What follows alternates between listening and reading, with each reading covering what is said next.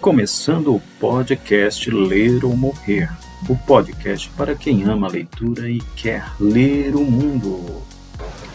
Graças a Deus, meus irmãos, este é o nosso primeiro podcast do Ler ou Morrer. Estamos no livro Inteligência Humilhada de Jonas Madureira, capítulo 1 e capítulo 2. Fernando, você quer fazer as considerações iniciais? Eu iniciei, eu achei o espetáculo inicia na capa, né? A capa já mostra um aspecto de servidão, de alguém que está ali disposto a se esvaziar, mesmo sendo Deus, se coloca ali na posição de servo. Então, a capa eu já achei extraordinária.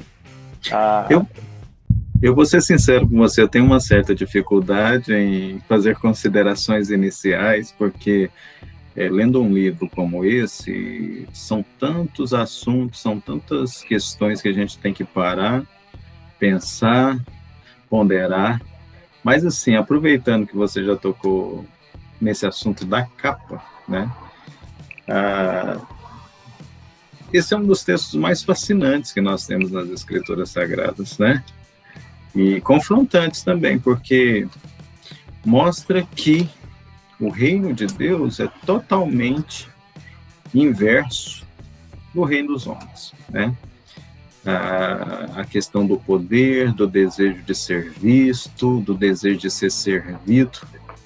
De repente você tem a situação de que o Rei dos Reis, Senhor dos Senhores, está servindo alguém, está lavando seus pés, e a capa, né, como a gente comentou, tem um dos discípulos ali com a mão na cabeça. Meu Deus, o que ele está fazendo? Não é possível uma coisa dessa, ele não sabe quem ele é, né? E é exatamente essa pergunta, acho que a gente pode começar com essa pergunta. Sabemos quem nós somos? Lendo um texto desse, a partir das leituras bíblicas que nós fazemos diariamente, sabemos quem nós somos. Nós vamos para as Escrituras exatamente para saber quem nós somos, mas a gente tem aprendido sobre isso, né, a respeito de humildade, a respeito de serviço, a respeito do lugar da inteligência, da lógica, da razão, do lugar desses ambientes na nossa expressão de espiritualidade, mas isso tem ajudado a gente a ser mais parecidos com o Senhor Jesus, ou a gente acha que Jesus tem que ser parecido conosco?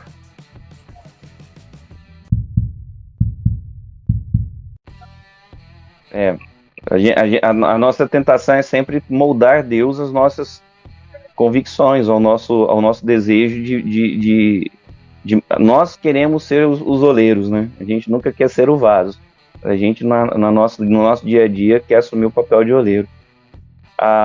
Eu sempre, quando começo um livro, eu começo observando sempre essa questão da capa, da contracapa, e muitas coisas, às vezes, se esclarecem nesses detalhezinhos.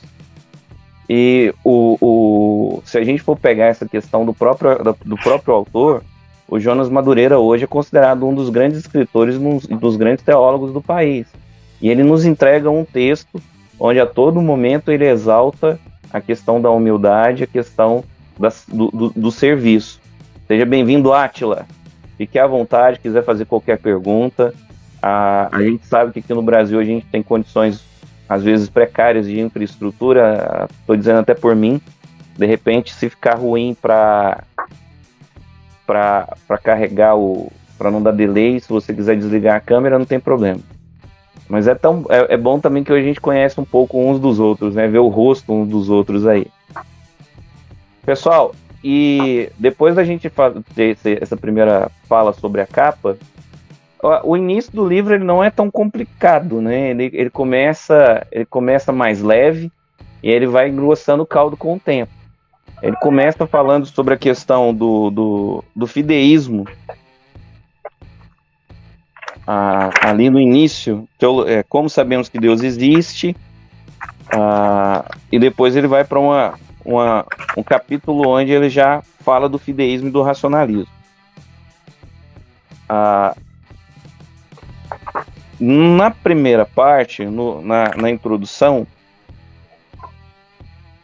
eu já acho interessante e já deixa muito claro quais serão alguns dos ombros como disse o pastor Fernando aí na oração, alguns dos ombros sobre os quais nós estaremos, né? E a gente percebe que nesse livro específico é muito citado o Agostinho de Hipona. E basicamente uma de suas obras, que é uma obra maravilhosa, que é a obra Confissões. Maravilhosa entre aspas, eu não sei se todos já leram o livro Confissões do Agostinho, mas muita gente gosta de ler a primeira parte, com uma parte mais íntima, uma parte mais voltada para uma... que chama muito para essa questão do como se fosse uma história mesmo, dele contando a sua história, como se fosse uma biografia. Mas quando começa a segunda parte, aí o negócio fica mais complicado. Quem nunca leu Confissões de Agostinho, dá uma olhada. É um livro sensacional, um livro maravilhoso. Quer falar, Lisete? Eu nunca li. Não? É igual eu tô falando, a primeira parte dele é maravilhosa, é extraordinária, bem interessante. Ele vai contar como que foi a conversão. Para variar, ele cita que o livro foi chave na sua conversão, foi o livro de Romanos, né? Ele fala, né, no rodapé, sempre ele fala um pouquinho. O Jonas Madureira está citando sempre o Agostinho.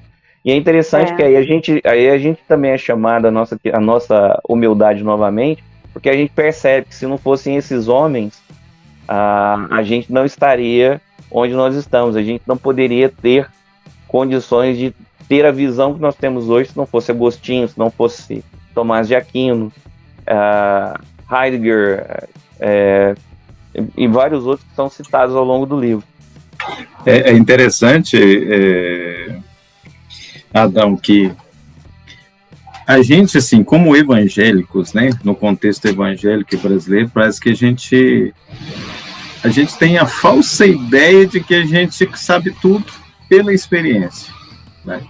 Então, assim, a gente esquece que a igreja tem uma história, nós esquecemos que nós tivemos grandes irmãos, e não é à toa que eles são chamados santos, né? Eu lembro que uma vez eu tive um embate em sala de aula porque eu chamei Agostinho de Santo Agostinho. A aluna falou, não aceito que chame de Santo Agostinho.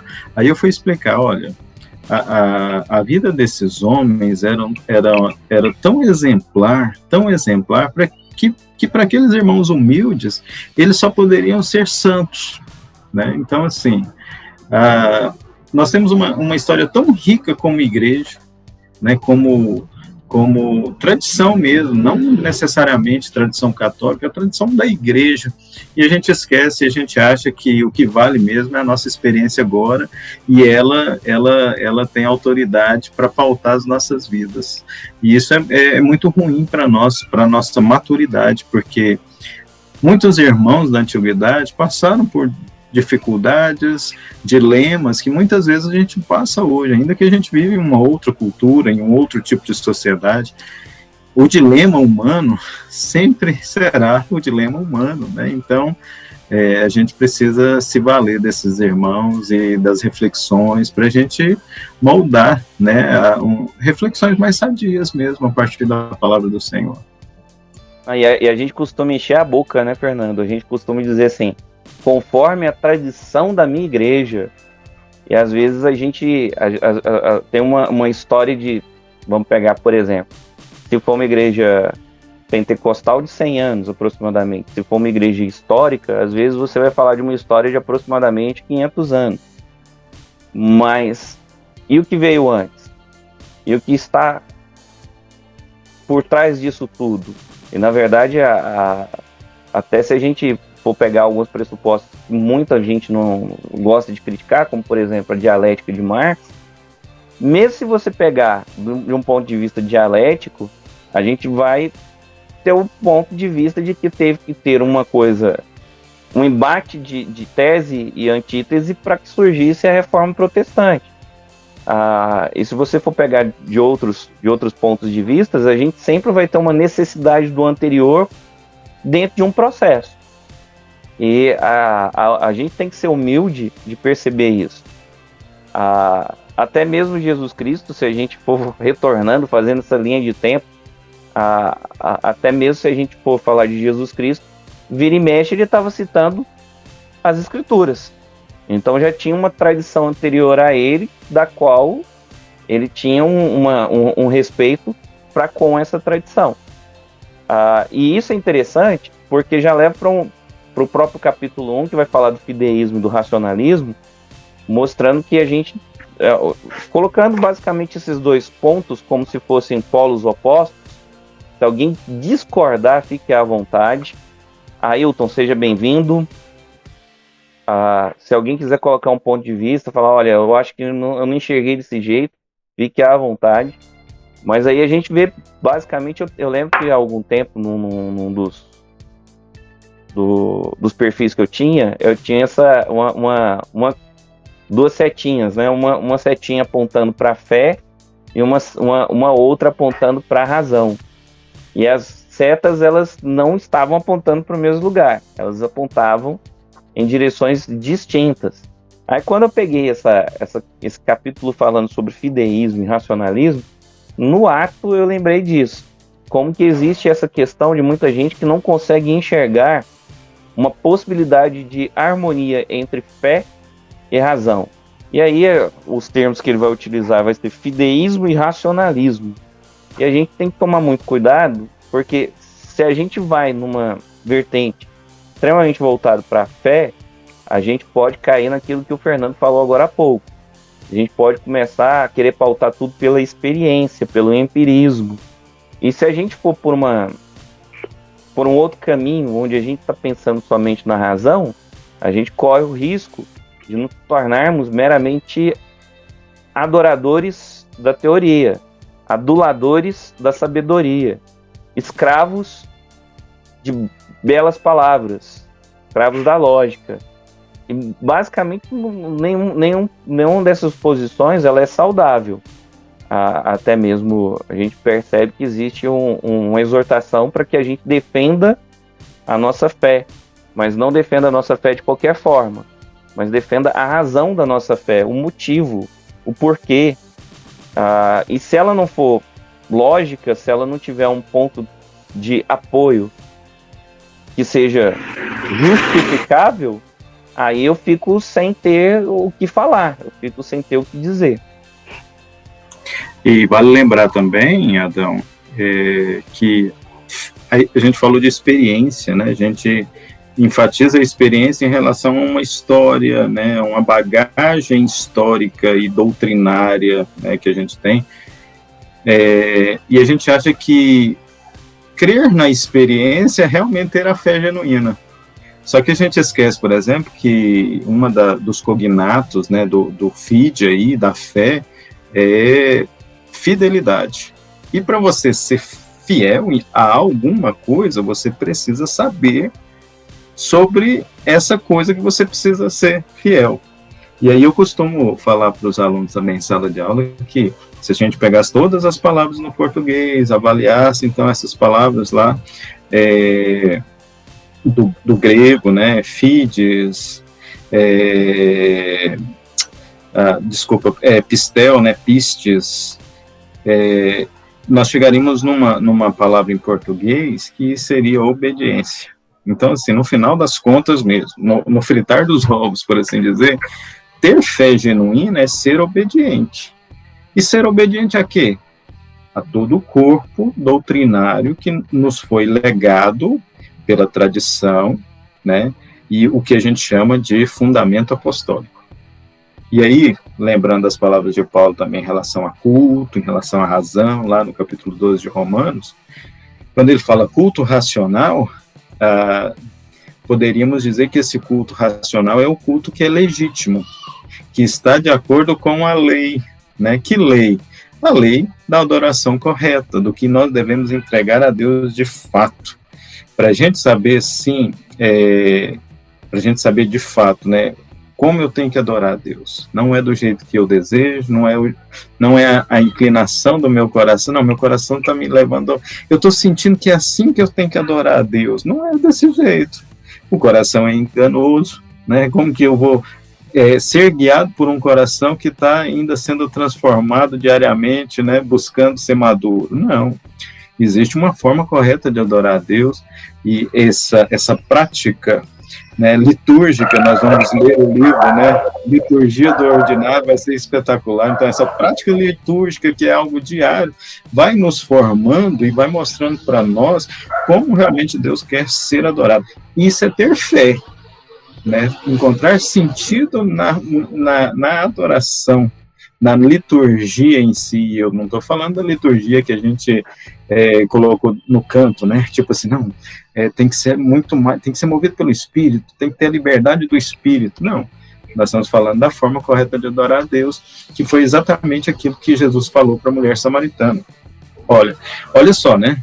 Eu acho espetacular, porque a mulher estava com a vida toda bagunçada, toda torta. Quando ela encontra um profeta, um Ish Ha-Elohim, né, um homem de Deus, a primeira coisa que ela quer saber, olha só, não importa como a vida dela está, a primeira coisa que ela quer saber é como que eu adoro a Deus, aonde eu adoro a Deus. E Jesus fala para ela, olha, já chegou a hora que os verdadeiros adoradores adorarão a Deus em espírito e em verdade. Em espírito, por causa em espírito por causa da regeneração do espírito humano. Porque quem está morto não pode adorar a Deus, só quem está vivo. E em verdade, porque existe uma forma correta que é dada a nós pela palavra de Deus. Eu só falar um negócio. Eu lembro eu não li tudo, né? Então eu não sei.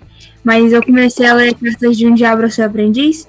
E uma das coisas que mais me pegou no início do livro mesmo foi ele falando que existem pessoas que oram de qualquer forma. Por exemplo, na questão da oração, elas oram de qualquer forma, porque tem aquela questão de eu posso falar com Deus em qualquer lugar. Você pode falar com Deus em qualquer lugar. Pessoas que estão extremamente disciplinadas na fé falam com Deus em qualquer lugar, elas conversam com Deus. Aí quando você pensa numa pessoa que não tem toda essa eu respeito, sei lá, ele falou sobre o temor, né? Então eu penso muito no temor de uma postura, de você tem um pensamento errado de quem é que está do seu lado. Você pensa num Deus muito distante, mas ele, na verdade, ele está aqui, ele está te vendo, tá te observando. E quando você fala de como adorar, de como... Quando você falou sobre como adorar, eu pensei muito nisso, né? Me lembrei muito dessa questão da postura, de saber com quem você está falando, de não falar de qualquer jeito. Foi uma das coisas que me lembrou. Você pode falar de Cartas de um Diabo ao Seu Aprendiz com o Fernando Maia à vontade, que ele está participando de um grupo de leitura também sobre esse livro. Ele sabe tudo desse livro. Eu sou suspeito, porque quando o pessoal fala assim, olha, professor, me indica um livro sobre batalha espiritual, aí né, já querendo me tirar sarro. Aí eu já respondo na hora, meu irmão, leia Cartas de um Diabo ao Seu Aprendiz, que você vai ter o melhor livro sobre guerra espiritual, sobre batalha espiritual que você pode ter, as melhores estratégias você vai encontrar ali. Se você quer falar de batalha espiritual, leia Cartas de um Diabo ao Seu Aprendiz. E a outra coisa que está nessa questão da adoração é que foi até uma questão levantada lá no nosso grupo de leitura compartilhada. É o fato de você encarar Deus na segunda pessoa ou na terceira pessoa. E isso está muito relacionado com o fideísmo e o racionalismo, pelo fato de que você não pode começar a falar de Deus na terceira pessoa, tratá-lo como um objeto, tratá-lo como uma matéria de estudo. E quem está envolto nas matérias de teologia tem que tomar muito cuidado com isso. Você começar a ler a respeito de teontologia, que é a teologia propriamente dita, e outros campos da teologia, e começar a olhar para aquilo tudo como se fosse simplesmente matéria de discussão filosófica, acadêmica, teórica. Não, o nosso propósito sempre que fala de teologia é nos tornar melhores servos, é nos tornarmos melhores instrumentos nas mãos de Deus e melhorar o nosso relacionamento com Deus. Melhorar esse relacionamento em segunda pessoa. E tem que existir, tem que ser consolidado, tem que ser ainda mais cultivado através das nossas leituras. Leitura não pode ser jamais. As nossas leituras não podem ser simplesmente motivo de crescimento intelectual.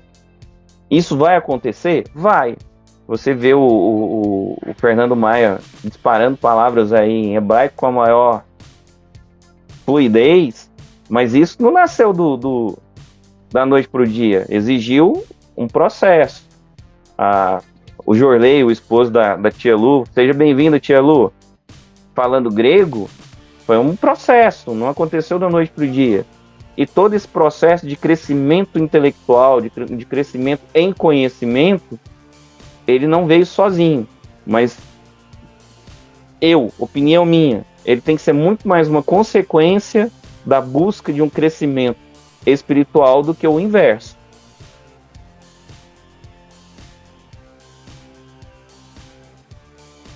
E a gente não pode, assim, essa questão do tu, né, em primeira e segunda pessoa, né, desculpa, segunda e terceira pessoa, o Hélio também jogou lá no grupo, né, que estava em dúvida, que não tinha entendido e tal. É só a gente lembrar, né, que é exatamente os pronomes pessoais aí, né, quando a gente fala em terceira pessoa, a gente está falando ele, um objeto distante que não tem nenhum vínculo com a gente e está sendo observado. Agora, quando a gente pensa na segunda pessoa, né, tu, a gente já remete automaticamente a uma oração, a uma conversa, a uma comunhão, o conhecer para ser transformado, né, e não o conhecer para dissecar o objeto, por assim dizer. E a gente, pensando nessa questão, como o Adão falou, isso vai acontecendo naturalmente, você vai lendo, você vai refletindo, você vai estudando, e quando você perceber, você já vai estar vendo as coisas de uma forma totalmente diferente. Quando você vê as coisas de forma diferente e criticar essas coisas, ainda você não está no caminho certo. Quando você vê quando você faz a leitura e agora já não vem crítica, né? Já vem amor, já vem compaixão, já vem desejo de auxiliar, aí você está no caminho certo. E olha que a crítica, para mim, né, no sentido positivo, é ter critérios.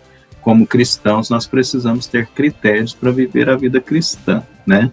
Então, ela é importante, a crítica é importante, mas olha só a diferença dessa segunda pessoa, porque isso vai te transformando e vai te impulsionar a ajudar outras pessoas, e não criticar por criticar, para destruir alguma coisa e não construir, né, de fato, algo sólido para a eternidade. À vontade, Átila. Boa noite para todos. Estou aqui em Uberlândia, Minas Gerais. É um prazer conhecer o grupo, né? É bom essa interação, né? E sobre essa questão, eu queria a opinião de vocês sobre esse negócio de adoração, né? Sincera, verdadeira, de acordo com o que a Bíblia orienta, ensina. E sobre esse excesso de intimidade que a gente vê hoje muito nos louvores, na adoração. Qual que é o pensamento aí dos mais acadêmicos, mais conhecedores?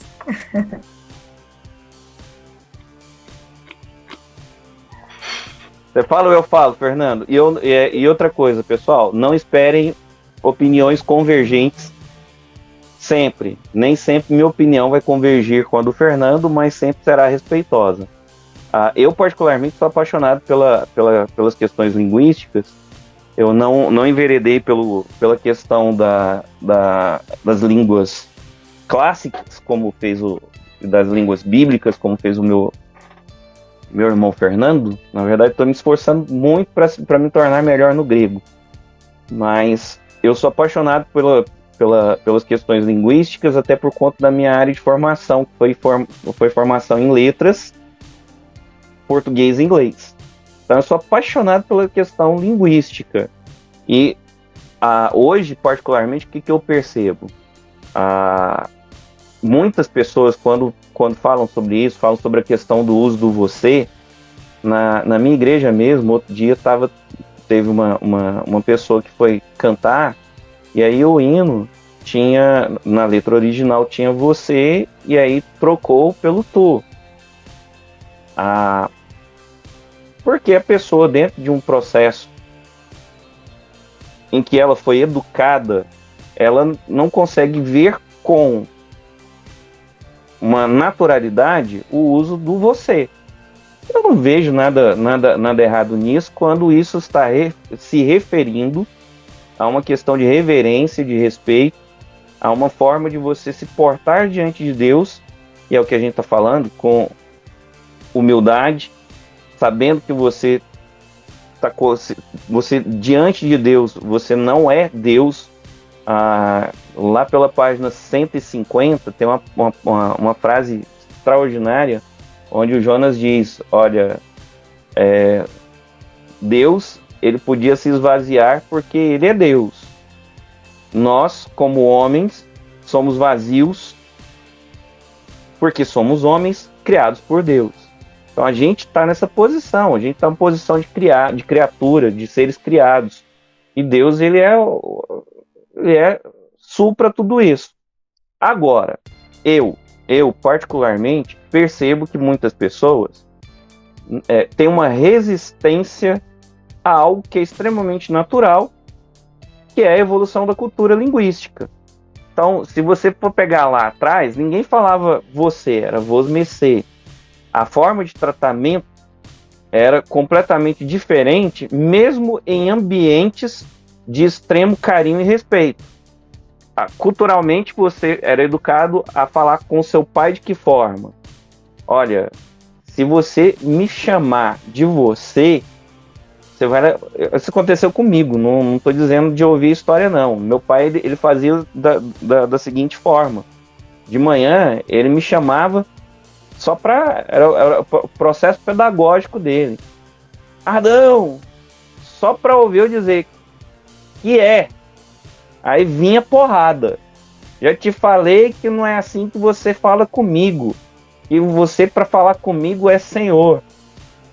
Mas culturalmente hoje a gente não percebe isso. Culturalmente hoje a gente percebe que existem lares muito bem estruturados, muito bem construídos, onde a forma de tratamento do filho com o pai é você. E essa família é pior do que a família do passado? Não é. Se for uma família que Deus é o centro, uma família onde ela esteja embasada em princípios que sejam voltados para uma construção de uma família, de um lar cristão, como é que eu vou dizer que isso não reflete amor sincero? Então, particularmente, eu acho que mais do que a palavra escolhida para você se direcionar a Deus, o mais importante é como o seu coração está em relação a Deus. Você pode chamar Deus de Vossa Excelência Reverentíssimo, salve, salve, não sei o quê. Se você tratá-lo como coisa, não vai significar nada. E ao mesmo tempo eu vejo pessoas que têm uma sinceridade muito maior do que pessoas que se revestem de toda uma formalidade, mas têm uma sinceridade muito maior no trato com Deus. Fernando, e você? Você quase acertou a página, viu? Página 151. Tá afiado, hein? É difícil isso, né? Porque, por exemplo, Átila, a gente fala em adoração, a gente só pensa em música, né? E adoração não é só música, né? Então, mas assim, se eu entendi o que você quis dizer, seria aquela intimidade tamanha que expressa nas canções, até mesmo na expressão corporal, né? Que produz um ambiente, né, de uma espiritualidade, vou colocar entre aspas, né, de uma espiritualidade aí que talvez possa parecer piedosa, mas é depois da canção, é depois que a música acaba, que as luzes se apagam, que o jato de fumaça para de funcionar, que todo mundo vai embora, que aí a gente vai ver o que é adoração de verdade, né? Então, assim, eu particularmente eu tenho alguns problemas, né? Alguns cantores no contexto brasileiro que já não se dizem cantores gospel, mas cantores cristãos, alguns deles já chegaram a falar que já rompeu com o movimento gospel, né? Não, eu rompi com o movimento gospel. Por quê?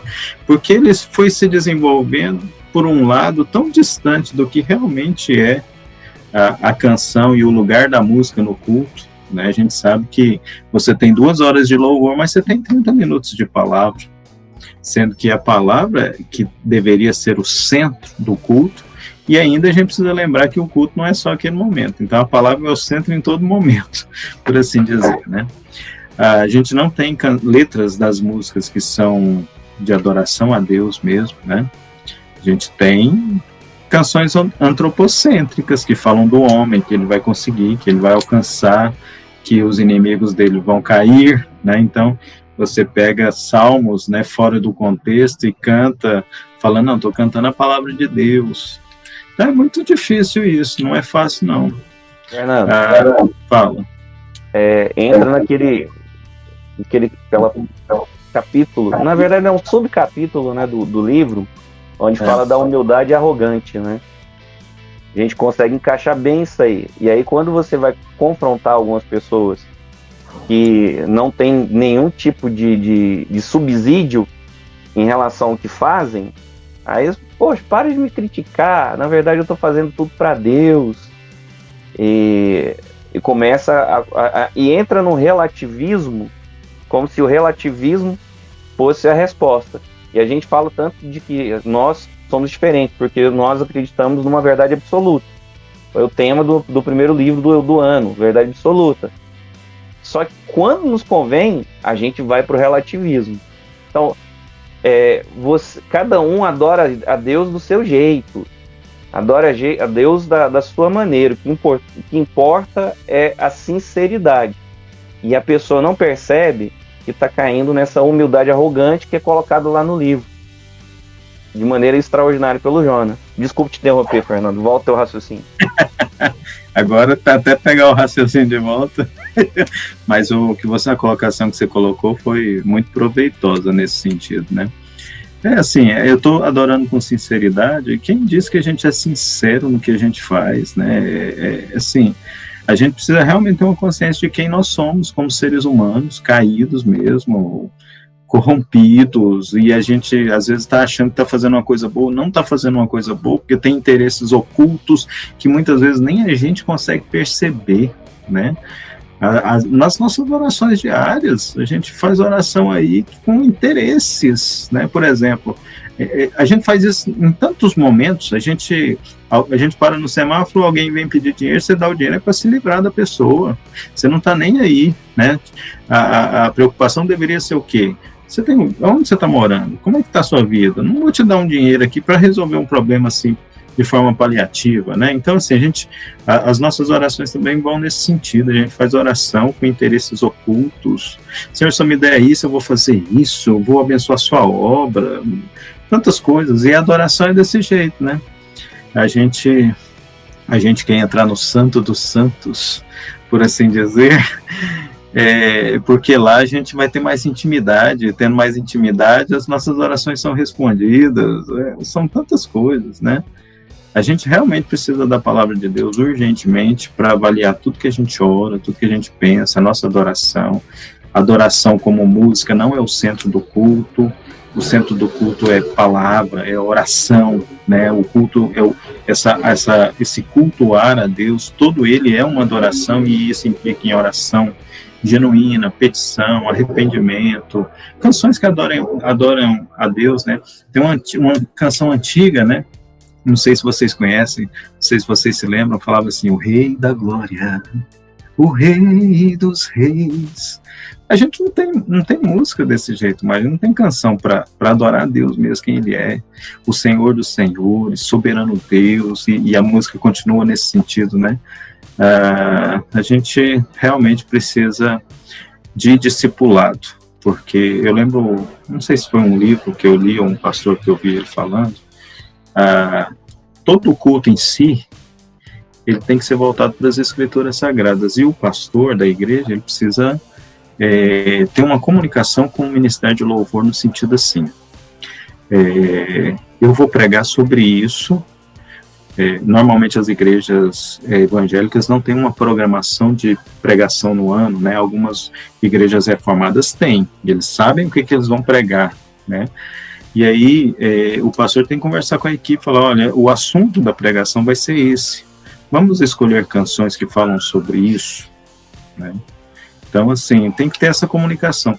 E uma outra coisa que ele falou também, assim, o que vocês vão cantar? Deixa eu dar uma olhada nessas letras dessas canções, para saber se isso que vocês estão cantando é bíblico mesmo.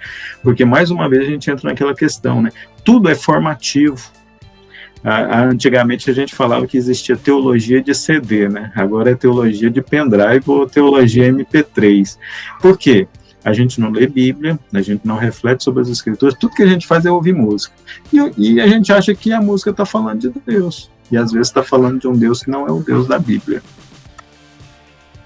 Teve um culto que eu fui e as pessoas, não sei se todo mundo percebeu, mas o pregador, ele pegou, acho que uns 10 trechos de músicas e pregou em cima. Olha que coisa linda, coisa maravilhosa. Pessoal, se vocês quiserem discutir algum trecho específico, falem, viu, Tia Lu? Eu vou colocar aqui, voltando para essa questão de conhecer, Átila, se você quiser expandir o teu questionamento, fique à vontade. Se quiser levantar algum gancho aí também.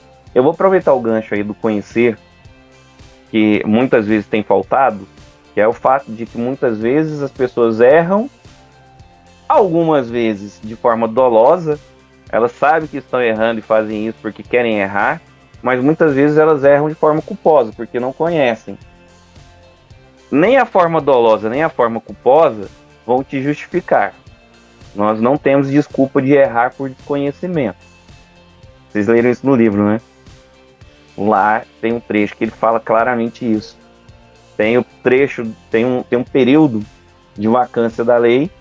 Nesse período de vacância da lei é o período que você tem para conhecê-la. Passou o período de vacância, se vira. Você não pode dizer que não sabe o que a lei estava dizendo, que você não conhecia a punição, que não vai funcionar. No nosso caso, a gente tem aí a palavra de Deus, tem pastores que se dedicam a ensinar, professores que se dedicam a ensinar. Então não tem desculpa para você não correr atrás. E falando em conhecimento, lá na página 52, ele cita um queridinho do pessoal, ele cita o J.I. Packer. No livro, um dos mais conhecidos dele, Conhecimento de Deus, dizendo o seguinte: é preciso indagar a nós mesmos. Qual o alvo final e a razão de eu estar ocupando a mente com estas coisas? Que pretendo fazer com o conhecimento de Deus que vou adquirir? Pois o fato que teremos de enfrentar é este: a busca por conhecimento teológico como um fim em si mesmo talvez nos prejudique, tornando-nos orgulhosos e convencidos. Lá na frente, na página 55, ele já não é citação mais do Packer, mas ele pega e escreve o seguinte: conhecer o que os teólogos escreveram sobre Deus pode ser uma tarefa árdua e necessária, mas ainda assim não é mais valiosa do que a bênção do longo tempo que passamos pensando sobre Deus e diante dele. Todo pensamento teológico é amadurecido e refinado com o tempo. Não é possível produzir teólogos como se produzem salsichas. Forte, né? Te chama para estudar, te fala que você tem que estudar muito, né? Outro dia eu vi uma moça, não vou falar o nome da Isabela, que ganhou um livro de teologia sistemática, estava achando difícil. Vai ser difícil mesmo. Você pega o McGrath lá nos primeiros dias, você vai achar complicado. Com o tempo vai se tornando mais fácil. Mas mostra que conhecimento teológico é uma coisa que você não vai adquirir de maneira simples. E logo depois dele falar isso, ele entra no campo, numa descrição do que devemos evitar, que é a autoabsorção narcisista. Então, para quem gosta de estudar, igual a tia Lu, Lisete, foi uma surra, né? Ó, estuda muito, mas não deixa que isso tome o lugar, a prevalência, a primazia de Deus na sua vida. Os livros não podem serem ídolos para nós, né? A gente tem que tomar cuidado com isso, né, Átila? Fala!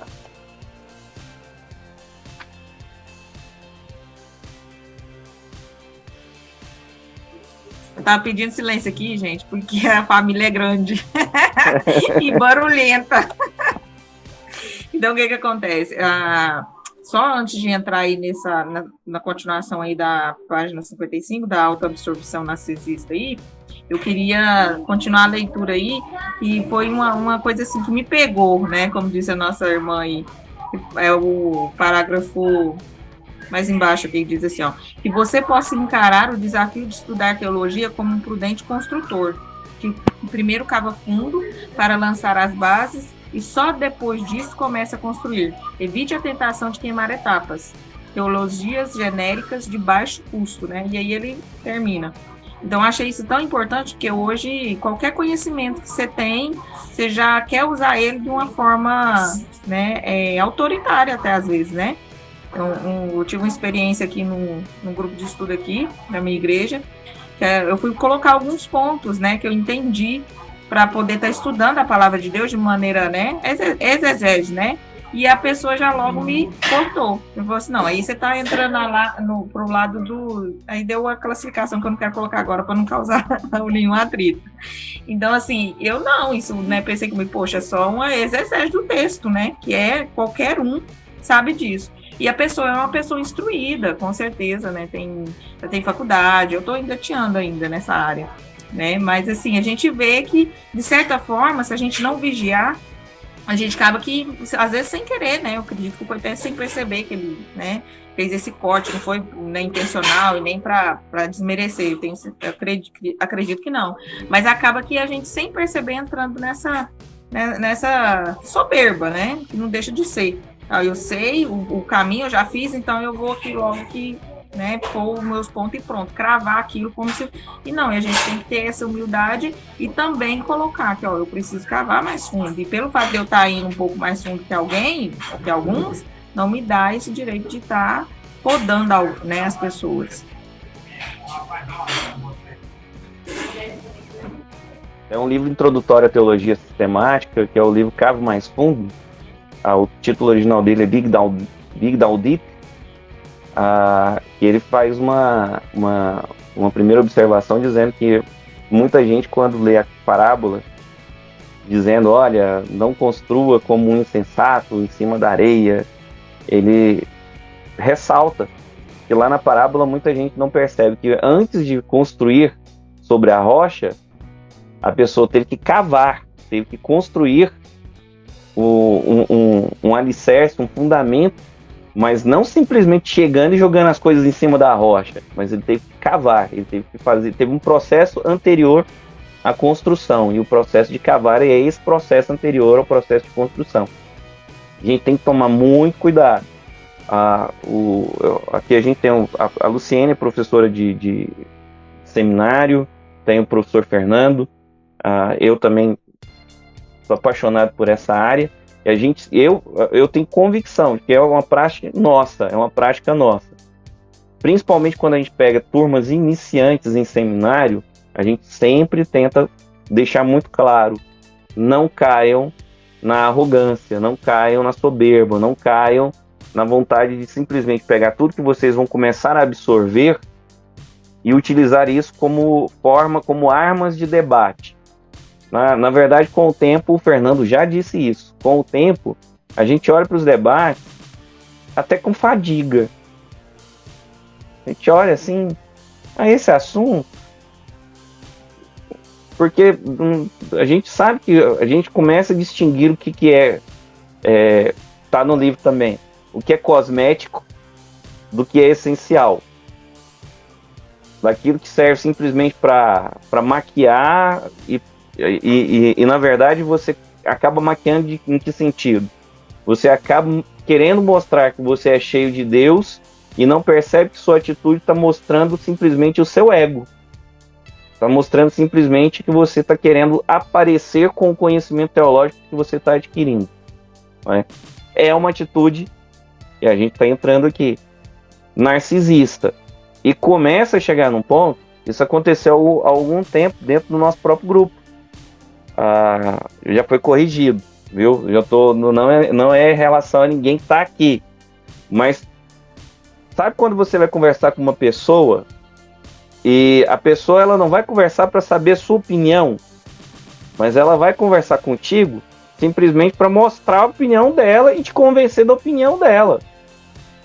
E quando você começa a argumentar a respeito de uma opinião, de uma linha teológica que não seja aquele coaduna, não serve. Aí você entra numa série de argumentos vazios, de fugas lógicas, de utilizar de escapes, mas basicamente mostra o quê? Que a pessoa, ela chega num ponto, Átila, que ela começa a achar que só serve como verdade a verdade que ela fala. Então eu leio, e de acordo com o que eu leio, e com a minha interpretação, com a minha hermenêutica, com a minha exegese, de acordo com a minha interpretação, estabelece-se a verdade. Ele vira o cânon contemporâneo. Então a gente tem que tomar muito cuidado com isso. E quanto mais você aprende, quanto mais você cresce em graça, em conhecimento, em intimidade com Deus, mais você vai percebendo que isso aí, na verdade, é uma atitude pueril. Alguém quer comentar mais alguma coisa? Licos, eu acho que agora tem que falar Lisete, a tia Luciene, né, tia Lu, ninguém falou nada aí ainda. Oi, turma, boa noite. Na realidade, eu estava na rua, acabei de chegar, eu liguei, estava sem a câmera, que eu estava na casa de uma amiga minha. É um prazer. Eu tenho que confessar que eu não consegui ler o livro todo, eu ainda estou assim, bem no início mesmo, porque eu estava fazendo um estudo para minha igreja. E nesse estudo eu li uma frase de John Piper que ele diz assim: teologia fraca faz mulher fraca. E isso ficou martelando na minha cabeça, sabe? E nós agora vamos falar sobre teologia. Então eu não vou entrar no contexto do livro, porque eu realmente não consegui acompanhar o livro todo. No início, uma coisa que me chamou a atenção, quando ele fala ali sobre orar, que ele faz um depoimento, né? Ele faz lá as duas sobre o narcisismo e tudo, e o Adão falando assim, que a gente lê tanto cuidado para não achar que a gente sabe tudo. Eu vou como uma boa assembleana que eu sou, né, Adão? Eu acho assim, ó, a gente nunca vai saber tudo, e a gente não é a dona da razão. Mas quando a gente, principalmente a gente que dá aula, a gente tem que ter muito discernimento do Espírito Santo, buscar a presença do Senhor, não ficar só na teoria, porque às vezes muitos dos nossos teólogos, né, questionam muito só o livro, então às vezes esquece até da própria palavra do Senhor, as Escrituras. Eu me questionei muito essa semana sobre algumas coisas que eu ando lendo. E eu tive que fazer um estudo, e isso até ia pedir socorro para vocês, mas aí vocês iam ver que eu não estava estudando o livro, né? Aí eu digo, não vou confessar isso agora. Mas assim, eu fiquei pensando no que John Piper falou, teologia fraca. Que tipo de teologia é essa fraca? Então, aí agora vem essa inteligência humilhada.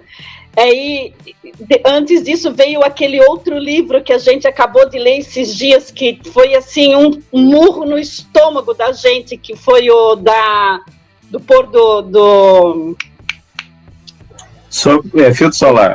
Isso é filtro solar. Filtro solar. Gente, aquele livro ali, sabe? Nossa, todo mundo tem que ler aquele livro, porque foi assim, um divisor de águas. Esse Cave Mais Fundo, eu não consegui comprar ele, porque ele estava esgotado. Esses dias, eu fuçando a internet, eu vi que ele já está de novo. Até falei para o meu esposo, eu quero esse livro. Eu acho que o que nos falta né? Não digo mais aqui do grupo, porque eu tenho certeza que isso vocês fazem, mas quero ler esse livro e eu tenho certeza que isso vai me ajudar muito, mas assim, como no começo alguém, acho que foi o Adão que disse, né, que o pai dele escutava ele chamar para dizer que eu comecei a rir porque eu faço isso com os meus netos. Que é, vó? Eu digo que não. Senhora! Porque eu acho, Adão, uma opinião minha, que a gente não deve chegar perante ao Senhor de qualquer maneira. Eu acho que assim, aí, cara, eu acho que a gente tem que a gente está falando com uma pessoa que não é uma pessoa qualquer. A gente não deve orar, chegar a ele de qualquer maneira, entendeu? Eu acho que a gente deve ter um respeito pelo nosso Deus.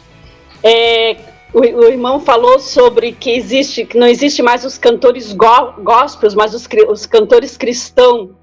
E isso virou modinha no meio da nossa igreja hoje em dia. E o Adão falou assim, que alguém cantou, alguém pregou na igreja dele sobre partes da música. Por quê? Faltou conteúdo, faltou Bíblia, eu não entendi. Porque cantar partes de uma música, pregar partes de uma música para a igreja e a Bíblia e o conteúdo, isso faz o quê? Isso faz pessoas fracas. Isso falta alguma coisa. Então, isso pensamento da tia Lu, tá? Ninguém é obrigado a concordar comigo. Eu não vou falar do livro em si, porque eu ainda estou bem no comecinho do livro, mas tem uma frase que ele coloca no começo do livro, que ele fala sobre a oração, que eu acho que estudo, Bíblia, tem que estar junto, tem que caminhar junto com a oração. Se eu não estou enganada, é o irmão Fernando, o pastor Fernando, me perdoe, que ele sempre coloca sobre a Bíblia, ele sempre está ali falando sobre a Bíblia, que a gente precisa ler, que a gente precisa estudar, e tem que acompanhar junto, né, os nossos estudos com a palavra do Senhor, para que a gente não precise usar músicas para pregação. Se eu estiver errada, vocês podem me corrigir. Eu aceito qualquer puxão de orelha. O Adão me conhece. Outra coisa, amo o livro que a gente discutiu sobre C.S. Lewis no nosso grupo. Eu recomendo, quem ainda não leu, leia, porque para mim foi muito bom. A gente fez algumas discussões sobre ele na casa do Adão, na minha casa quando eu morava aí. Foi um livro excelente. Indico também para várias pessoas, sempre que me perguntam de um livro, indico C.S. Lewis.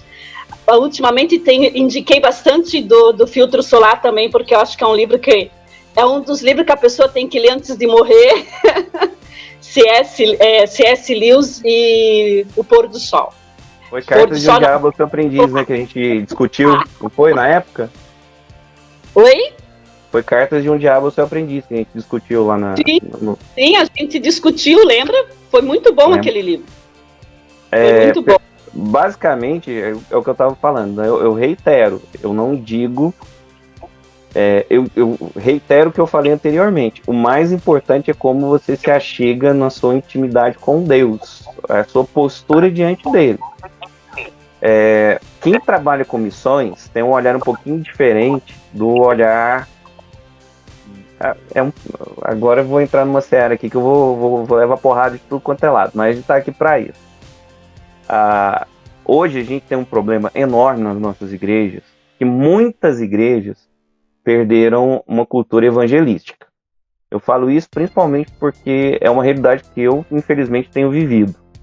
Então essa questão de você ter aquele prazer de ver pessoas se rendendo aos pés do Senhor, de conhecendo a palavra de Deus, eu, infelizmente, percebo que muitas igrejas perderam isso. E quem ainda tem esse fervor, a gente se depara com muitas culturas que são dissonantes com a nossa. E a gente tem que estar com um coração aberto para essas culturas que são diferentes das nossas. Tá? Nesse sentido, eu me sinto um pouco mais flexível em relação a alguns costumes, em alguns hábitos, mas não no sentido de que você sempre, para chegar-se diante de Deus, você tem que ter uma atitude de reverência, de respeito, tem que ter uma atitude de extremo amor pelo seu Senhor. É alguém que ama tanto o seu Senhor e quer se tornar escravo dele. Eu tenho o maior prazer de dizer que eu não quero ser simplesmente servo de Cristo. Eu quero ser escravo de Cristo. Eu quero mais do que ser servo. Eu quero ser escravo mesmo. Eu não vejo motivo de... E é um ponto que muitas vezes as pessoas se ofendem. Poxa, Cristo veio para te libertar. Ótimo, eu quero que Ele me liberte do pecado, me liberte de uma série de coisas. Mas dele eu não quero ser livre. Então essa atitude de você amar tanto o seu Senhor, essa atitude, ela nunca pode ser perdida. Agora, já entra no próximo tópico que é tratado pelo Jonas Madureira. Já aproveita o gancho. Ele fala do tolo e as sombras da caverna. Então, não adianta você pegar tudo que você leu no Isto é Filtro Solar, você pegar tudo que você leu no Verdade Absoluta, tudo que você leu em todos os livros que a gente fez, o nosso trabalho de leitura compartilhado no ano passado, você vai chegar para algumas pessoas e elas simplesmente vão te tratar como aqueles que estavam presos na caverna trataram aquele que foi que teve acesso à verdade. Vão dizer, poxa, essa verdade não serve para mim, eu não aceito essa verdade. Ou, pior ainda, na verdade, você está mentindo. Você está iludido. O que você acha que é verdade é simplesmente uma ilusão. Então, casos e casos, não tem como. A gente costuma dizer muito, e aí eu já jogo outra frase aí que eu não gosto. A gente fala, mas o convencimento é do Espírito Santo. Eu tenho muito cuidado com essa frase, por quê? Porque muita gente usa essa frase como uma desculpa para não falar direito. Eu não vou falar direito aqui não, porque quem vai convencer é o Espírito Santo mesmo. Então, eu vou falar qualquer coisa aqui. E ao contrário, a gente tem uma árdua tarefa de conhecer, a gente tem uma árdua tarefa de buscar entender a razão da nossa fé, buscar conhecimento, não para sermos soberbos, mas para que pessoas possam enxergar a luz, para que as pessoas possam conhecer a Deus.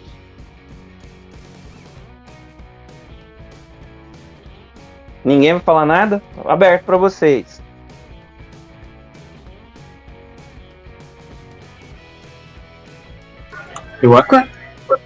Pode falar. Quando você falou dessa questão de a pessoa vai virar pra você e falar que é mentira, eu e minha mãe, quando a gente conversa assim, na nossa família tem vários lados, né? Então as opiniões nunca batem. E aí a gente sempre tenta, quando a situação fica mais complicada, começa a querer falar mais alto, o argumento fica mais difícil, eu me estresso muito com isso. Aí a minha mãe fala muito sobre são joias jogadas aos porcos. Você não pode falar isso. Você vai perder seu tempo. É gastar saliva. Tipo, pra você discutir com alguém que já não tem a mente aberta para te ouvir nem te respeitar, né? A questão do respeito numa discussão. E a questão da caverna, do mito da caverna. Eu estou estudando filosofia, eu estou no 2º ano do ensino médio. E aí a gente discute muito. E eu agradeço a Deus muito porque eu estudo com um professor que ele é meu professor de filosofia, mas também ele é o pastor da igreja, da escola. Então ele sempre linka muito bem. E aí ele falou do mito da caverna, de que tem como você pensar disso de várias formas. E ele fez esse link igual o link que o Adão fez. Então eu achei bem interessante. Que eu aprendi assim. Liga seu áudio, Adão. Lisete, você está fazendo igual eu estou fazendo. Lisete, clica na sua tela, no microfone que tem na sua tela, para ativar o seu áudio. Ele está desativado, a gente só está vendo seu lábio mexendo. E ninguém aqui lê lábios. Então clica na sua tela, no microfonezinho que tá na sua tela no celular aí, Lisete, para ativar o seu som. E eu tô curioso de saber o que você tá querendo falar. É o botãozinho vermelho aí que tem um traço.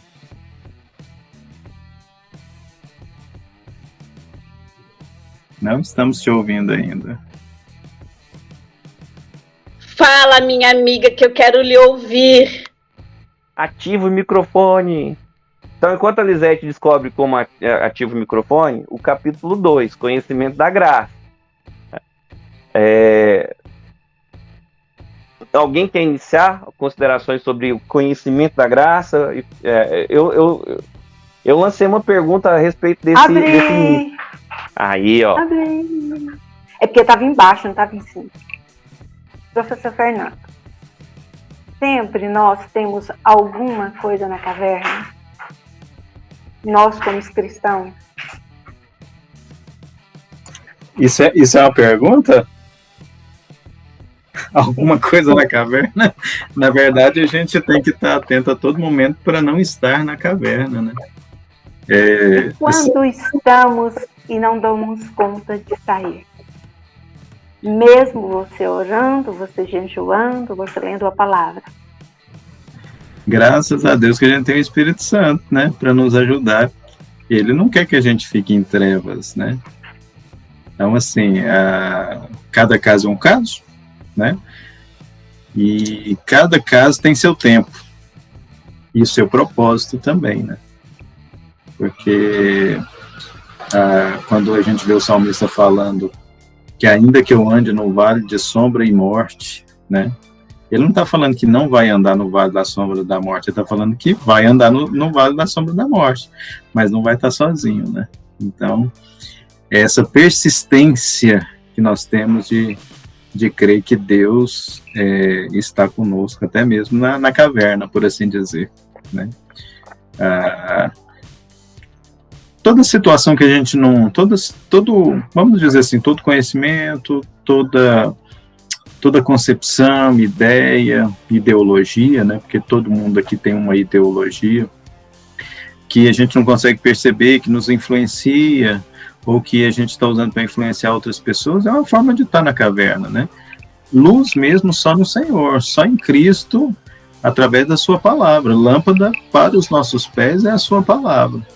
Então, para a gente sair da caverna, só pela palavra do Senhor mesmo, é a ação do Espírito Santo aí. Quando o Adão falou, né, que às vezes ele tem essa giriza, por assim dizer, né, a gente fala, mas é o Espírito que convence, né, a gente tem que falar de forma correta, né, eu sempre me lembro de Paulo falando aos irmãos lá da cidade de Tessalônica, né, que quando ele foi visitá-los e evangelizá-los, eles ouviram o que o Paulo estava falando, e é lógico que Paulo ele tinha aquela consciência, aquela unção, para saber o que precisava ser falado a partir do que ele lia das pessoas, né, ao redor dele, como as pessoas viam o mundo. E aí ele fala assim, que esses irmãos ouviram ele falando sobre a palavra de Deus e receberam o que ele falava como palavra de Deus e não palavra de Paulo. Então o Espírito Santo usando Paulo, o Espírito Santo convencendo os irmãos, dando a eles o desejo de ouvir e entender. E isso é maravilhoso, né? A gente não está sozinho nessa jornada. A gente precisa falar com coerência, com profundidade nas Escrituras Sagradas, para que realmente o reino de Deus se expanda através das nossas vidas. Fernando, uma coisa interessante é que uma coisa que fica que é uma lição para nós e que é real é que esse processo muitas vezes é doloroso. Muitas vezes esse processo é muito doloroso. E aí a gente percebe o seguinte, eu já vou passar a palavra para a Átila. Quando ele fala do mito da caverna, ele fala de um processo onde a pessoa vai ter os músculos atrofiados, porque ele não está acostumado a se movimentar, vai ter o problema da cegueira num primeiro instante, porque está acostumado com a escuridão. E o fato todas as forças. E o fato é, às vezes, para nós, o mais cômodo é ficar na escuridão. O mais cômodo para nós é ficar na nossa zona de conforto, naquilo que para nós já não dá trabalho, porque você já se acostumou. E a gente muitas vezes se acostuma, inclusive, com a miséria. E a gente vai precisar do Espírito Santo, e a gente tem que ser muito grato a Deus por nos ter providenciado o Espírito Santo, que a gente, às vezes, fala do Espírito Santo como consolador, como uma coisa retórica, como uma coisa que está escrita ali. Mas, na verdade, aquilo ali foi uma bênção enorme para nós, porque ele é exatamente o ajudador que vai nos tratar, que vai cuidar de nós, que vai cuidar das nossas feridas nesse processo onde nós estamos saindo da caverna, onde nós precisaremos de força para vencer aquilo ao que nós nos habituamos para uma nova vida. Né? Como Jesus disse para Nicodemos, é necessário nascer de novo. Quando se fala em parto, você não fala de uma coisa indolor. Não é indolor nem para quem está dando a luz, não é indolor nem para a pessoa que está ali, mas também não é indolor, não é um processo indolor para quem está vindo ao mundo, está saindo de uma zona de conforto, está ali, não precisa fazer esforço nenhum, tá comidinha ali pelo cordão umbilical, tudo tranquilo, tudo sendo amaciado ali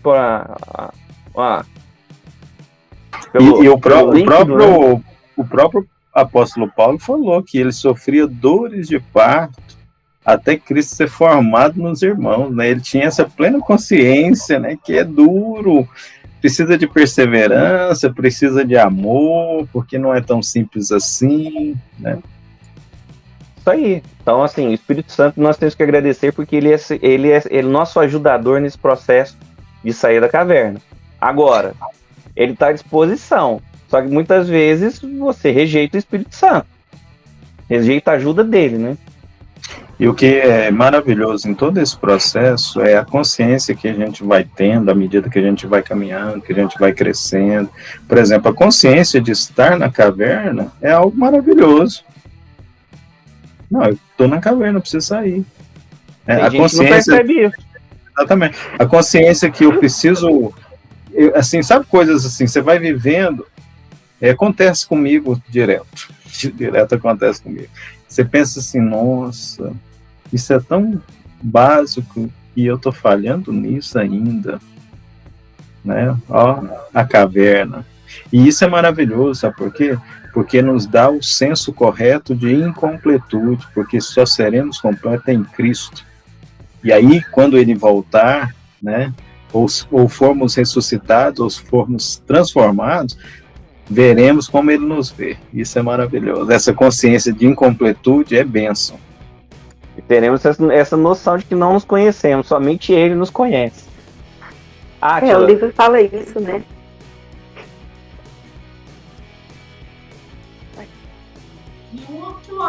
Então, eu queria, né, comentar sobre isso, sobre o processo, né, de luz, né, a luz de Cristo nas nossas vidas.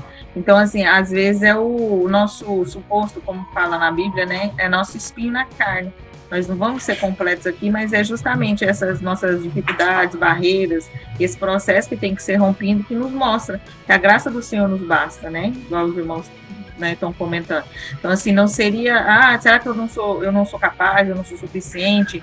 E muitas das vezes em comparação, né, a gente sempre, se tomar cuidado, tá ali se comparando. Para nós mulheres, então, nem se fala, né, parece que é mais nítido, nós somos mais sensíveis a isso, mas cada um tem um processo, né, e o conjunto, né, como igreja, que a gente está falando aqui, embora seja sobre um livro, né, mas um livro que trata da Bíblia, né, da palavra de Deus, conhecer um pouquinho o que Deus tem para nós. Então, assim, são processos. E hoje, infelizmente, a gente tem essa dificuldade da nossa cultura, né? De esperar, igual a gente está comentando, do tratar Deus. Eu creio que isso também tem muito da nossa cultura. Antigamente, a gente tinha uns pais mais rígidos, né? Que a gente, apenas no olhar, a gente entendia, né? O que o pai queria. Hoje, a gente já eu tenho 4 filhas aqui e passo muito, né? Por isso. Hoje mesmo aconteceu um fato aqui na nossa sala, aqui, quando nós conversamos, que minha filha jogou uma coisa pro pai dela, né? E eu falei, nossa, antigamente, se isso acontecesse, o pai acabava. Era couro, era pancada para valer mesmo. Então, hoje a gente tem o outro lado da moeda, o outro extremo, no caso, né? Que é o excesso de, às vezes, tratar o Senhor. Eu entendo assim que tudo é intenção de coração, né? Então Deus conhece-nos, como a gente está tratando ali também, Deus nos conhece e Ele sabe da intenção do nosso coração. Mas existem os extremos, né? Antigamente a gente tinha um extremo de tratar de Deus como terceira pessoa, né? Vamos falar com Deus na terceira. Mas também nós não podemos, né? Temos que estar vigilantes para não trazer assim para o outro extremo, que é o quê? Ser aquele filho folgadão, né? Que chega diante do seu pai de qualquer maneira, falando de qualquer jeito. Então, é o que eu sempre coloco aqui em casa, é o equilíbrio. A Bíblia, né, a palavra de Deus nos mostra, o Senhor Jesus sempre está nos ensinando o equilíbrio. E esse processo é um processo que a gente vai viver enquanto estiver aqui. Porque na hora que a gente alcançar a estatura de varão perfeito, né, aí a gente já vai estar em outro lugar. Mas é um processo que vale a pena ser vivido, né? Porque o gosto, pelo menos para mim, né, até aqui, com a minha caminhada com Cristo, me tem ensinado isso. Não é o troféu em si, né, mas é o que? O prazer de ter Cristo nessa caminhada, nesse processo de sair da caverna, né? Você está sendo liberto dia a dia, momento a momento, circunstância a circunstância, conhecendo a grandeza de Deus e vendo o quanto a gente é pequeno e dependente dele. Eu vejo assim, como a luz de Cristo nos tirando dessa caverna o tempo todo. E o mais interessante, que eu gosto muito, que eu tenho guardado assim no meu coração, trago ele comigo, né, declaro ele sempre quando estou assim, né, café lá embaixo, é Hebreus 13:5, né, que fala que Deus sempre estará conosco. Então não se trata de trazer, às vezes, explicações para o processo que a gente está vivendo, mas se trata de ter certeza que Ele estará conosco o tempo todo, a presença. E eis que eu estarei convosco todos os dias, até a consumação do século. Então, assim, graças ao bom Espírito Santo, né, maravilhoso, Ele nos faz perceber isso. Pelo menos a minha percepção, né, até aqui tem sido essa, de que o processo é necessário, é lento, né, depende de várias coisas, mas o importante é você ter a presença do Espírito Santo, a presença de Deus na sua vida. Não é explicação, às vezes, por que todo mundo sofre, né? Porque existem essas injustiças e muitas outras coisas. Porque é o mal, né? Enfim, mas é a presença do Espírito Santo na nossa vida que vai nos dar o quê? A força necessária e o entendimento, né? Da situação. O capítulo 2 já pega um gancho nisso que todo mundo levantou. Você está falando da caverna, mas o fato depois da queda, depois do lapso, a gente percebe, ele utiliza esse termo no livro, depois da queda, nós fomos jogados na caverna, né? E o fato é, somente através de uma ação do Espírito Santo que nós vamos ter uma percepção da nossa condição, somente através dessa iluminação, dessa luz, aliás, não vou usar o termo iluminação, que ele pode ser entendido de uma forma diferente, mas somente através da luz de Deus é que nós poderemos voltar-nos a Deus. Então hoje a gente tem eu até lancei lá no grupo, que os reformados costumam utilizar o termo sinergismo e monergismo, e muitas vezes esse termo sinergismo, a Isabela está balançando a cabeça, que você entendeu perfeitamente esse termo. Ou não? É a hora de perguntar, hein? Mas, geralmente... Eu entendi. Diga. Eu vou falar que eu entendi, é porque aqui em casa, eu e minha mãe, o nosso ponto de combate ontem foi esse. A gente ficou até tarde, inclusive não consegui acordar no horário que eu devia acordar por conta dessa discussão. Vale a pena discutir sinergismo e monergismo? Vou tentar te ajudar. Ou a sua mãe, não sei quem eu vou ajudar agora. Mas basicamente, quando a gente fala de monergismo, a gente está dizendo que a ação para que o homem se achegue a Deus, ela parte única e exclusivamente de Deus. Daí a parte, se existe apenas uma força atuando, mono. Então, é apenas a ação de Deus que pode proporcionar ao homem a condição de que ele perceba que ele está na lama, de que ele perceba que ele é esse porco que está recebendo pérolas e comendo, somente a ação de Deus que vai perceber ao homem essa condição. O sinergismo, ele vai dizer que tem uma atuação conjunta, daí a palavra sinérgico. Sinérgico seria essa atuação onde duas forças atuam em conjunto, em sinergia. Então essa sinergia da vontade do homem com a graça de Deus proporcionaria a capacidade dele se entender como pecador e se achegar a Deus. Aí a gente entra num ponto que acabou se tornando um espantalho, utilizado muito pelos calvinistas em relação aos arminianos, dizendo que os arminianos são sinergistas, que eles dizem que têm a capacidade de resistir a Deus. E, na verdade, o arminianismo clássico, ele não diz isso. O arminianismo clássico, ele diz que somente mediante a ação do Espírito Santo no homem é capaz de fazer com que ele entenda e se achegue e consiga entender a vontade de Deus. Então, infelizmente, a gente ainda convive muito com esse espantalho que é levantado pelos irmãos calvinistas. Me incomoda, viu, Fernando? Me incomoda ainda. Eu ia até perguntar, né, assim, ia jogar no grupo sobre essa leitura inicial, aí é lógico que não é proposta do autor falar sobre isso, né, especificamente. A gente lendo, por exemplo, esse capítulo, nós nos identificamos mais em qual dessas linhas, né? Parece que a gente se aproxima mais do monergismo ou do sinergismo? O que vocês acham? O Adão já falou a posição dele, né? E o restante da turma aí? O que pensam a respeito eu vou completar dizendo o seguinte, Fernando. Eu até acho que a partir do... que independente de você ser arminiano ou calvinista, depois que você começa a entender essa questão da necessidade do Espírito Santo, você vai perceber que esse sinergismo, ele é cada vez mais supérfluo, mais fútil. E eu sou arminiano, você sabe disso, teoricamente. Mas o fato é nesse grupo tem arminiano? Não é possível uma coisa dessa. Você não vai expulsar do grupo não, né? E aí, pessoal? A Luciene até escondeu o rosto, desligou a câmera, que é outra arminiana. Só que ela tá pendendo pro lado calvinista ultimamente, tá namorando muito com a literatura do tio Nico, do quem que é o seu? Ela é Hernandete. O Adão fica me acusando e me chamando de calvinista. Eu não falei pra ninguém que eu sou calvinista. Não, que você tirou essa ideia?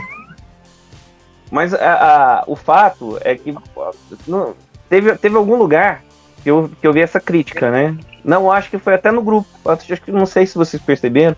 Teve alguém que falou lá no grupo. O livro é muito bom, tem umas partes que ele mostra, ele tira a máscara lá e se mostra como calvinista, essas partes aí. Mas não é verdade. Essa questão de ser impactado pelo Espírito Santo e ser dependente do Espírito Santo, isso não é algo a ser desprezado no calvinismo, muito pelo contrário.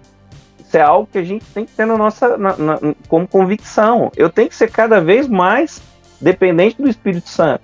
Se eu puder abater completamente a minha vontade e deixar que prevaleça apenas a vontade do Espírito Santo, a vontade de Deus, seria o mundo ideal. E eu acho engraçado isso, porque, de fato, quando a gente vai para as Escrituras, ali Paulo fala sobre termos a mente de Cristo. E o que é ter a mente de Cristo? É você abandonar a sua vontade em prol da vontade de Deus. Então acaba que essa discussão a respeito de calvinismo e arminianismo, ela se esvazia. Pelo menos eu acho assim, eu acho que ela acaba se esvaziando à medida que você percebe isso, que você tem que cada vez mais deixar uma postura de sinergia, no sentido de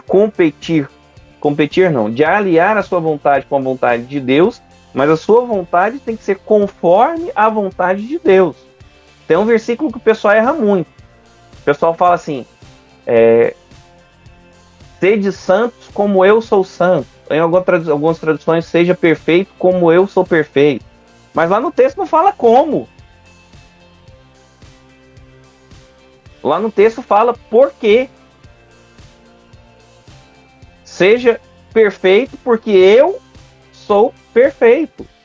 Então eu tenho que buscar uma conformidade com a mente de Cristo, onde eu não busco apenas a conformidade, mas eu busque um produto que seja resultado de uma interação, de um coração, de uma atitude, de uma vida para Deus. Porque Deus é um exemplo de servo, porque Deus é um exemplo de adorador, porque Deus é um paradigma em todos os sentidos, porque Ele é, eu busco ser. É diferente. Essa questão de Armínio e Calvino aí, a gente perde muita coisa boa, né? Muita bênção de Deus. Vou falar igual os arminianos, perde a bênção de Deus, porque a gente resume toda a nossa herança reformada em 2 polos, né? Então existe muito mais coisa do que Calvino e Armínio, muito mais, né? O livro que eu falei para vocês de Teologia Pastoral do Martin Butzer é outro parâmetro, né? Então, assim, a gente precisa pensar, eu estou vivendo, eu tenho uma perspectiva como os reformadores tinham, porque ali é o ponto de partida para a nossa realidade, né? Vamos dizer assim, esse retorno às escrituras, uma reforma da interpretação, é isso aí. E a gente resume tudo em 2 polos apenas, sendo que existe uma riqueza muito mais profunda do que isso. Agora, algo assim interessante é que, sobre o que o Adão falou, eu estou lendo um livro, só porque o autor falou um negócio que eu não gosto, eu vou deixar de ler?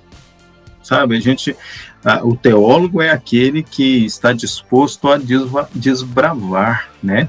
Então você vai continuar lendo, porque ainda que você não concorde, e quando você estuda lá como marcar, né, como fazer as marcações, essas coisas assim, por exemplo, você está lendo alguma coisa no texto lá que você não concorda, faz um pontinho de interrogação do lado lá, para depois você pesquisar mais profundamente sobre o assunto, mas continue lendo, né? Tem muita riqueza em todos os textos, porque não é, ou melhor dizendo, não é porque o autor falou um negócio que eu não concordo que eu vou parar de ler, ou não vou dar mais atenção ao que eu estou lendo, né? Quem levantou a mão? Professor Fernando, concordo com o senhor, só que eu não ponho um pontinho, eu escrevo, não concordo. Eu sou mais ousada. Pode ser assim também. Eu terminei de ler um livro essa semana, que eu disse pro meu marido, que perca de tempo. Mas eu fiz questão de ler o livro todinho, 260 páginas. Mas eu li. E eu escrevi várias coisas, não concordo e não concordo. Ainda falei para ele, eu só não dou esse livro porque tá muito marcado. E o processo, Luciene, é assim, você não concorda, e no processo das leituras, à medida que a gente vai criando essa bagagem, a gente pode colocar lá também, assim, fulano de tal tem outro posicionamento, né, outro teórico, né, outro autor. Não, o autor tal, ele desenvolve de outra forma, e à medida que a gente vai fazendo isso aí, o que a gente está fazendo? A gente está crescendo, intelectualmente falando. A gente vai desenvolvendo a nossa própria teologia também. Isso é riquíssimo. Isso é riquíssimo. Esse é o objetivo, né? É muita ousadia da minha parte, digamos, não concordar com o autor, mas fazer o quê, né? Fiquei feliz. É só pular a página. Faz igual eu, pulo a página. Não, isso aqui não. Átila. Então, sobre essa questão de contraponto, eu a partir do momento que as minhas meninas entraram na faculdade, eu fiquei preocupada, né? Porque a gente escuta cada horrores, né? Eu já escutei muito horrores sobre faculdade. A filha entrou na faculdade, pode esperar o pior. Infelizmente, alguns fatos, né, é verdade mesmo, quando, né, um cristão ficou só com aquela ideia, só com aquela cosmovisão, né? Igual a gente viu no livro, né, o Verdade Absoluta, eu vi essa deficiência que a igreja, nós como igreja, né, responsabilidade nossa, né, de desmistificar, de colocar outras cosmovisões diante dos nossos filhos, para se prepará-los, entendeu? Para essa mudança, para essa alteração que eles vão ver de lá, quando chegarem lá na faculdade. E eu vi que nós precisamos urgentemente mudar essa nossa cultura, né, da igreja, de só falar igual, nós é arminiano, confesso, vamos falar só de arminismo, não, né, e quando muito fala é um pouco do calvinismo, os pontos que, não é assim, vamos entrar nessa, né, vamos blindar eles de uma certa forma, assim, engessando, né, essa geração que está vindo aí da igreja. Então, eu vejo essa deficiência nossa, digamos assim, eu falo assim, né, contexto talvez de Minas, não sei para ir para os outros estados. Não, mas... do mesmo jeito. Inclusive a Isabela tem essa missão, você vai ter que ler verdade absoluta antes de entrar na faculdade. Verdade. É dever. Então, falei para as meninas. Eu já coloquei na minha listinha tentar pelo menos terminar o início do cânon, o início de estudo de por que você acredita nisso. Pensar, a verdade absoluta é fundamental. Fundamental. Eu falei para as minhas meninas aqui. Eu não consegui, né, terminar, tô lendo ele aos poucos aqui. Vira e mexe, eu pego ele, dou uma lida, mas falei, não abro mão de terminá-lo, né? E outra coisa que eu vejo é como que a igreja cresceu. Eu estudo a história da igreja, eu sou apaixonada com essa parte da igreja, confesso, né? Que a história da igreja me fascina. Os heróis da fé, esses, né, entre aspas, né, generais de Deus aí, eu fiquei assim, apaixonada com essa área. E eu vi como que a igreja se fundamentou, né, nesse quesito, justamente quando vinha essas heresias, né, essas contracultura, né, e era o momento que a igreja mais, um pouquinho que você vê da história da igreja, você vê isso, como que a igreja ela se fundamentou justamente quando vinha os ataques, as heresias, né, os contrapontos. Então hoje eu vejo essa deficiência dentro, né, de nós aqui, o corpo da igreja, de não estar preparando, né, essa juventude, essa adolescência para enfrentar as visões, as cosmovisões diferentes, né, e isso acaba que abalando, quando chega lá eles só vê um lado, não estão preparados para defender a sua fé, conhecendo os outros contrapontos, e aí o professor da faculdade vai já arrebentando, né, é verdade. Tornam presa fácil. Presa facílimas daqueles que têm uma visão, né, diferente da nossa. Essa questão aí, Átila, é bem séria, porque, igual minha esposa é formada em História também, né, e a experiência dela na faculdade foi nesse sentido, né, ela converteu com 13 anos, mas depois que entrou na faculdade, a fala dos professores, né, os documentos, as provas, os fatos, ela fala que ficou abalada, né? Mas como assim? No sentido assim, olha, tá vendo? Tem os documentos que comprovam, tem isso, tem aquilo. E aí se a gente não tiver um fundamento a partir de uma regeneração genuína, né? Porque o Espírito Santo não convence-nos apenas do pecado, mas nos convence que somos filhos de Deus, ele nos convence que a Bíblia é a palavra de Deus, e nesse processo, e aí a importância do discipulado, do fundamento, né, dos pilares da nossa fé, ser algo bem real na igreja, principalmente com crianças, adolescentes e jovens, porque a gente vai compreender que a Bíblia não vai falar tudo que a gente quer ouvir, não vai dar explicação de tudo que a gente quer explicação, né? Vai mostrar para nós que tem muita coisa que a gente não vai entender agora, e isso vai, né, nos dando um ambiente de proteção, principalmente quando a gente tem comunhão genuína na nossa comunidade, né? Porque se a gente só tem uma religião e a gente só tem uma igreja, um prédio, nós vamos ser levados mesmo por todo o vento de ensino, né? Doutrinas que não são bíblicas, ensinamentos, postulados, ideias, né, marxistas, comunistas, socialistas, que é o que a gente mais vê na faculdade. A gente realmente precisa preparar os nossos jovens para isso. E isso é feito com discipulado, conversa, ambientes como esse aqui, leituras, né? E a gente tem que fomentar isso de alguma forma nas nossas comunidades.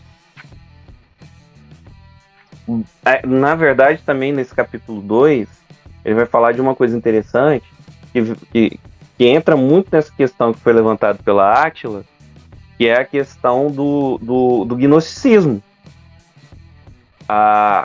Ele traz para nós o fato de que muitas vezes a gente vai lá para a história da igreja, olha para o movimento gnóstico como aquele movimento herético lá do início da história da igreja, que deu trabalho lá no início, né, na época da igreja primitiva até o 3º século, e a gente não percebe que muitas vezes nós somos influenciados a vivenciar novamente o gnosticismo, no sentido de que a gente é tão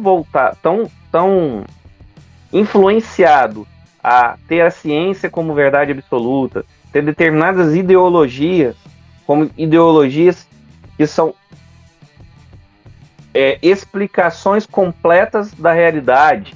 Então você pega um marxista, determinados marxistas, eles brigam a respeito do marxismo de uma forma muito mais acirrada do que muito fanático religioso. E tentam colocar toda hora determinadas linhas de pensamento como se fossem uma explicação suficiente para tudo, para toda a nossa realidade, para todo o cosmos, né? Eu achei muito interessante nesse capítulo 2 que ele vai tratar novamente sobre isso, sobre o fato de que a gente tem que estar atento para essa questão do gnosticismo se revestindo de novas formas. Pessoal, o que vocês acham da gente parar agora? Já são 10h40. Tô vendo que o pessoal já tá... A gente pode ter uma segunda etapa depois, né? Semana que vem. Eu bati o dedo sem querer. Isso que eu desliguei. Não, mas tá tarde mesmo também. São 10h40. Para não ser exaustivo, a gente pode, de repente, fazer uma segunda rodada na próxima sexta. E aí a gente já entra do capítulo 3 em diante. Adão. Muito bom. Falando em questão da universidade aí, eu não sei se eu posso falar de um livro. Não? Ué, não vai falar não? Tô esperando. Tô pedindo permissão, né, para indicar. Falar de livro? Você parece que precisa de permissão para falar de livro. É do Hernandes? Não é do meu querido, mas é do Augusto Nicodemos. Cristianismo na Universidade. Esse eu comprei. Eu fiquei tão apavorada com as notícias que eu vi. Eu comecei a indicar. Nós temos uma adolescente aí, né? No grupo. Aí eu queria para ela indicar para ela também que esse livro é top. Maravilha, excelente. É do Augustinho. Do tio Nico. Do tio Nico. Cristianismo na Universidade. Isso. Pessoal, o Papa dos Calvinistas. Por isso que eu pedi permissão para indicar. Gente, é igual a gente tá falando. Se você for olhar na minha biblioteca aqui, tem de tudo. Eu acho do Fernando Maia também. Na sua também, Lu. Eu tenho Bart Ehrman aqui, poxa. Tem Richard Dawkins, tem os Cavaleiros do Ateísmo, estão todos aqui, ué. Como é que eu vou criticar aquilo que eu não conheço? Eu quando antes da minha conversão, uma das coisas que eu mais odiava era os crentes chatos que chegavam para falar de marxismo e não sabia nada. Cara, você quer falar comigo de Karl Marx? Você já leu o Capital? Eu já li, você já leu? Fica repetindo, né, o que outros resumiram. Né, e não... Na época, sabe aquela idade da Isabela, que tudo você quer... Não é assim não, Isa. Mas a gente tem aquela coisa de defender muito as nossas bandeiras. Aí o camarada chegava para me evangelizar falando sobre marxismo, sendo que nunca tinha lido nada. Então eu acho extremamente importante. Uma das minhas próximas pós-graduações eu quero fazer numa linha bem calvinista. Eu estudo muito calvinismo, quero ser uma linha, viu, Fernando?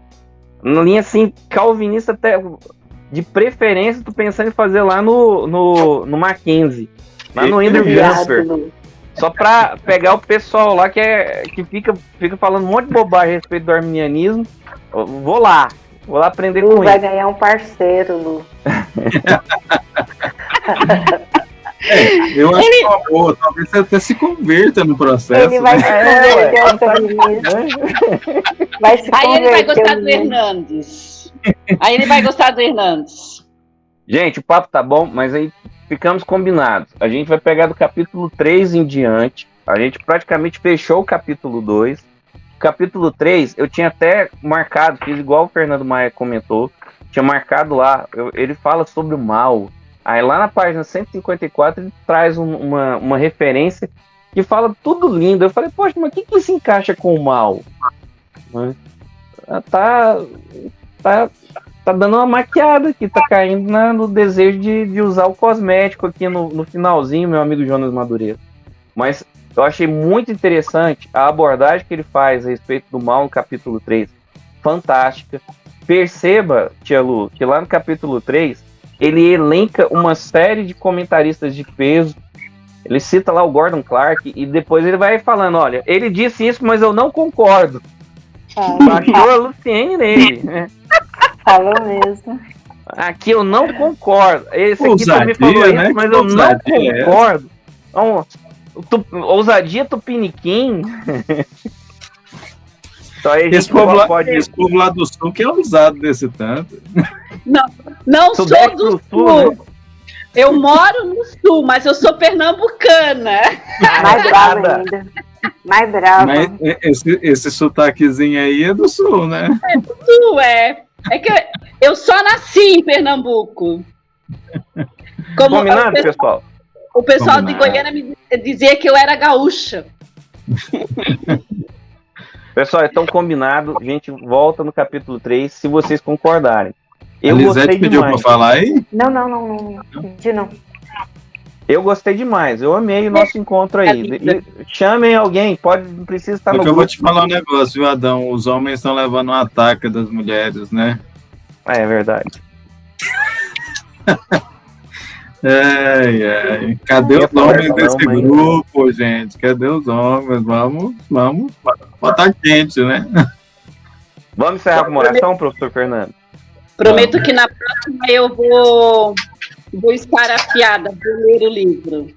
Então tá bom. Gente, obrigada, tá? Deus abençoe vocês, saudade enorme de vocês.